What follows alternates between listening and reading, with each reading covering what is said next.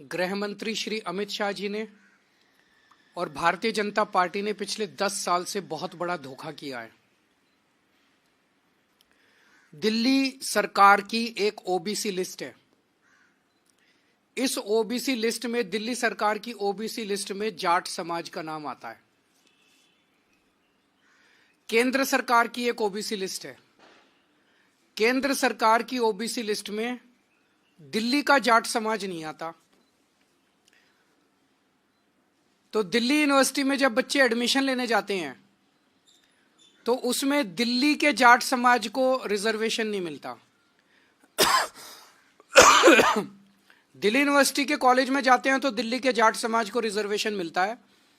केंद्र सरकार के किसी भी कॉलेज में या यूनिवर्सिटी में जाते हैं या केंद्र सरकार की किसी भी संस्था जैसे दिल्ली पुलिस हो गई, डीडी हो गई, उसमें नौकरी लेने जाते हैं तो दिल्ली के जाट समाज को उसमें रिजर्वेशन नहीं मिलता।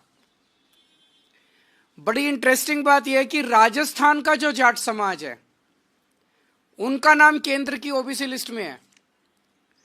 तो दिल्ली यूनिवर्सिटी में जब एडमिशन लेने जाते हैं तो राजस्थान के जाट समाज को रिजर्वेशन मिलता है दिल्ली के कॉलेज में। दिल्ली के जाट समाज को दिल्ली के कॉलेज में रिजर्वेशन नहीं मिलता। यह तो हमारे पूरे दिल्ली के जाट समाज के भाइयों के साथ, बहनों के साथ बहुत बड़ा अन्याय है। और ये अन्याय ये जले पे नमक छिड़कने जैसा है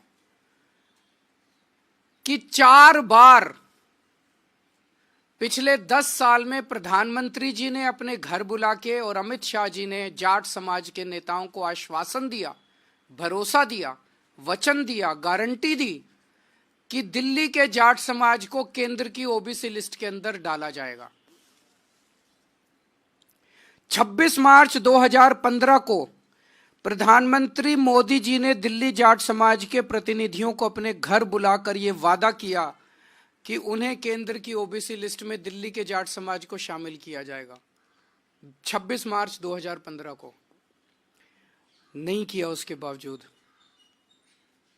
8 फरवरी 2017 को अमित शाह जी ने यूपी चुनाव से पहले चौधरी वीरेंद्र सिंह के घर फिर से दिल्ली और देश के जाट नेताओं को यह वादा किया कि जो स्टेट लिस्ट में ओबीसी जाती हैं उनको केंद्र की लिस्ट में जोड़ा जाएगा। फिर भी नहीं किया। 2019 के लोकसभा चुनाव से पहले दिल्ली में प्रवेश वर्मा के आवास पर अमित शाह ने जाट नेताओं से मिले, फिर वादा किया कि दिल्ली के जाट समाज को केंद्र की ओबीसी लिस्ट में शामिल किया जाएगा। फिर धोखा दिया, फिर नहीं किया। 2022 में दिल्ली में फिर सैकड़ों जाट नेताओं को बुलाकर अमित शाह जी मिले और वादा किया और फिर से धोखा दे दिया। तो पिछले 10 साल में 3 बार दिल्ली के देश के गृह मंत्री ने और 1 बार देश के प्रधानमंत्री ने पूरे जाट समाज को बुला के बोला, अगर प्रधानमंत्री और गृह मंत्री झूठ बोलेंगे, अगर प्रधानमंत्री और गृह मंत्री अपने वादे को पूरा नहीं करेंगे, अगर प्रधानमंत्री और गृह मंत्री को जाटों की याद केवल चुनाव के पहले आती है, आप देख रहे हो हर चुनाव के पहले जाट समाज को बुलाते हैं, कहते हैं वोट दे दो, इस बार वोट दे दो, अगली बार कर देंगे, इस बार वोट दे, और कभी नहीं करते, कभी नहीं करते। अगर प्रधानमंत्री और गृह मंत्री इस तरह से झूठ बोलेंगे तो फिर तो देश में कुछ बचेगा ही नहीं। फिर क्या बचेगा उसके बाद? किसके पास जाएं इसके बाद? अब ये बड़े मजे की बात है, जैसे मैंने बताया कि दिल्ली पुलिस में राजस्थान के जाट समाज को रिजर्वेशन मिलता है, दिल्ली के जाट समाज को नहीं मिलता। एनडीएमसी में, डीडीए में, सफदरजंग अस्पताल में, ऑल इंडिया मेडिकल में राजस्थान के जाट समाज को रिजर्वेशन मिलता है, दिल्ली के जाट समाज को नहीं मिलता। दिल्ली के अंदर दिल्ली वालों को रिजर्वेशन नहीं मिलता, बाहर वालों को मिलता है। भाई ऐसा क्यों? तो मैंने कल प्रधानमंत्री जी को चिट्ठी लिखी है, उस चिट्ठी की कॉपी अभी आप सब लोगों को बांट दी जाएगी।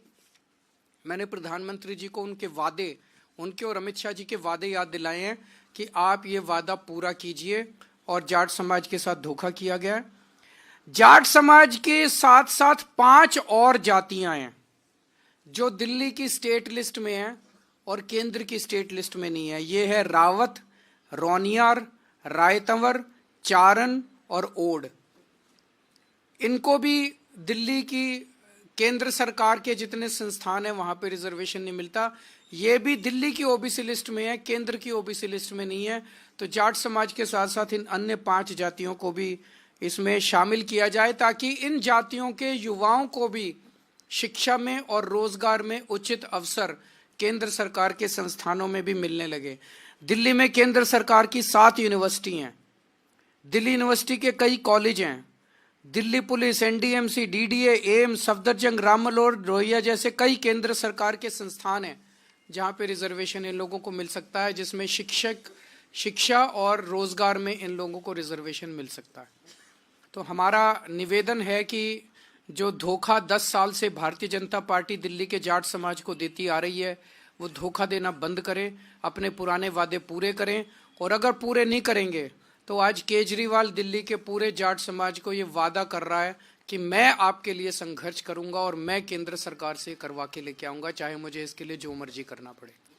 अगर कोई प्रश्न है तो आप बताइए। दिल्ली का चुनाव आम आदमी पार्टी और बीजेपी के बीच में है, ये इंडिया गठबंधन का चुनाव नहीं है।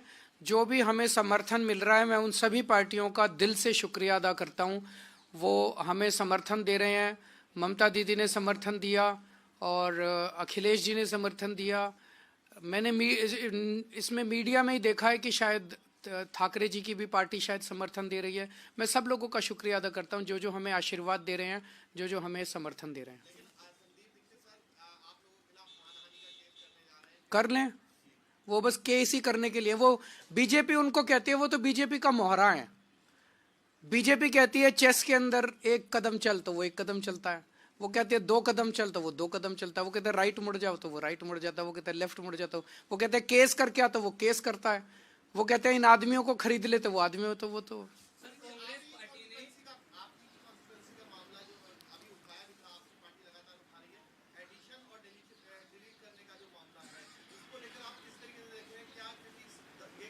आज 3 बजे हमारी इलेक्शन कमीशन के साथ मीटिंग है। उस meeting chief election central election commission के साथ, उस मीटिंग में ये सारे मुद्दे उठाए जाएंगे। बीजेपी कह रही है कि आप इस तरह डरे हुए हैं कि 2-2 सीट से चुनाव लड़ने जा रहे हैं। मैं एक ही सीट से लड़ रहा हूँ। Thank you.